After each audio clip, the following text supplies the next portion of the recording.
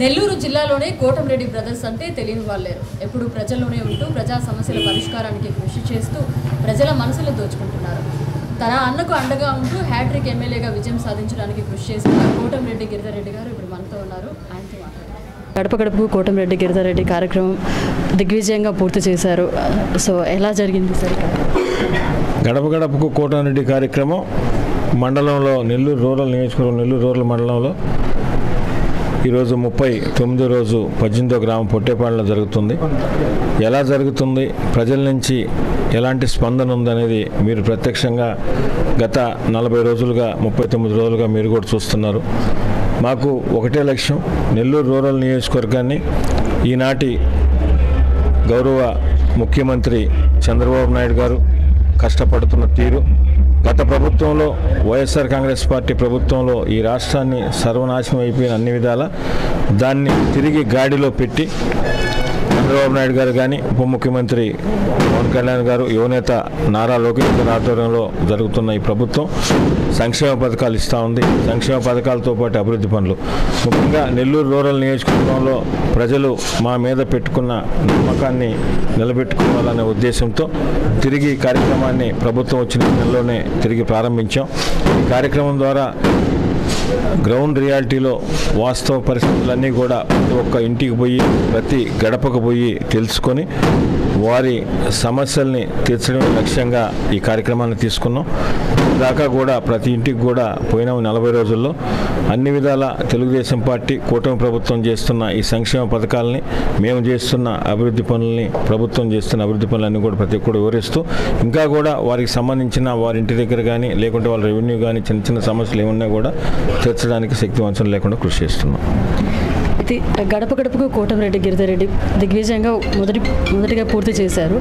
ప్రధానంగా ఎలాంటి సమస్యలు మీ దృష్టికి తీసుకొస్తున్నారు? సమస్యలు అంటే జనరల్గా మీకు తెలియదేం కాదు, సమస్యలు నిరంతరం కూడా వస్తూ ఉంటాయి. వీటిలో ముఖ్యంగా ఆయా గ్రామాలకు సంబంధించిన రెవెన్యూ సమస్యలు కానీ, కొన్ని చిన్న చిన్న కరెంటు సమస్యలు, రోడ్డు, డ్రైను, సాగునీరుకి సంబంధించి, తాగునీరుకి సంబంధించి గతంలో చేసినప్పటికీ నిరంతరం 8 నెలల్లో కూడా చాలా చేసాం. అయినా నిరంతరం కూడా ఇవన్నీ నిరంతర ప్రక్రియలాగా అభివృద్ధి అనేది ఏ రోజుకు ఆ రోజు ఆగే కార్యక్రమం కాదు, నిరంతరంగా జరుగుతుంది. దాన్నే లక్ష్యంగా తీసుకుని నెల్లూరు రూరల్ నియోజకవర్గంలో శాసనసభ్యులు సేవరెడ్డి గారు 191 కోట్లతో ఇప్పటికే పలు అభివృద్ధి కార్యక్రమాలు ప్రారంభించారు. రాబో 4 సంవత్సరాల్లో 1000 కోట్లు టార్గెట్గా పెట్టుకొని ఈ కార్యక్రమాన్ని తీసుకున్నాం, తప్పకుండా చేస్తాం. అంటే అధికారం వచ్చిందని అంటే ఆఫీసుల్లో కూర్చొని ఉంటారు, అలా కాకుండా ఇప్పుడు కూడా ప్రజల్లోనే తిరుగుతూ ఉన్నారు. దీని వ్యూహం నెల్లూరు రూరల్ నియోజకవర్గం ప్రజలకు సంబంధించి అధికారం వచ్చిందా, అధికారం రాలేదా అనేది ఎప్పుడు కూడా మేము తీసుకోవాలా. ఎందుకంటే 1కి 3 సార్లు, గతంలో 2 సార్లు వైసీపీలో పోటీ చేసినప్పుడు కానీ, పార్టీ మారి 3వసారి తెలుగుదేశం పార్టీలో పోటీ చేసినప్పుడు కానీ ఈ నెల్లూరు రూరల్ నియోజకవర్గం ప్రజలు మాకు రాజకీయ పునర్జన్మనిచ్చినారు.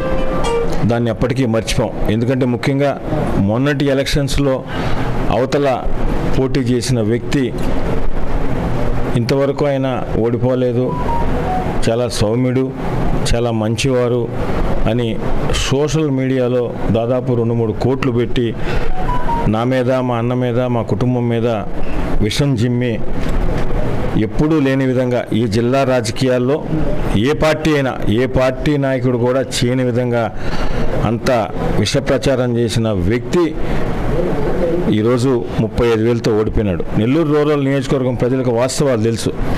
ఎవరు మనకు అందుబాటులో ఉంటారు, ఎవరైతే మన కుటుంబ సభ్యుడిగా ఉంటారని ఆలోచించి ఒక విజ్ఞతతో తెలుగుదేశం పార్టీ గౌరవ అధ్యక్షులు చంద్రబాబు నాయుడు గారు మాకు అవకాశం ఇస్తే నెల్లూరు రూరల్ నియోజకవర్గం ప్రజలు 3వసారి 35,000తో మాకు భిక్ష పెట్టారు.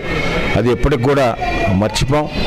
మా శక్తి వంచన లేకుండా మా శక్తి మేరకు మాది ధ్యేయం ఒకటే, నెల్లూరు రూరల్ నియోజకవర్గ ప్రజల క్షేమం, సంక్షేమం, అభివృద్ధి. దాన్ని ధ్యేయంగానే మేము పనిచేస్తామని తెలియజేస్తున్నాం. బైఫర్కేషన్లో ఎక్స్ట్రా సీట్స్ రాబోతున్నాయి, మీరు మళ్ళీ ప్రత్యక్షంగా రాజకీయాల్లోకి రాబోతున్నారని వార్తలు వినిపిస్తున్నాయి. అదే నిజమైతే మేము కూడా ప్రత్యక్షంగా రాజకీయాల్లో గిరిధర్రెడ్డి అనే వ్యక్తి ఈరోజు కొత్తగా ఏం రాలా, గత 6-7 సంవత్సరాల నుంచి కూడా ఉన్నారు.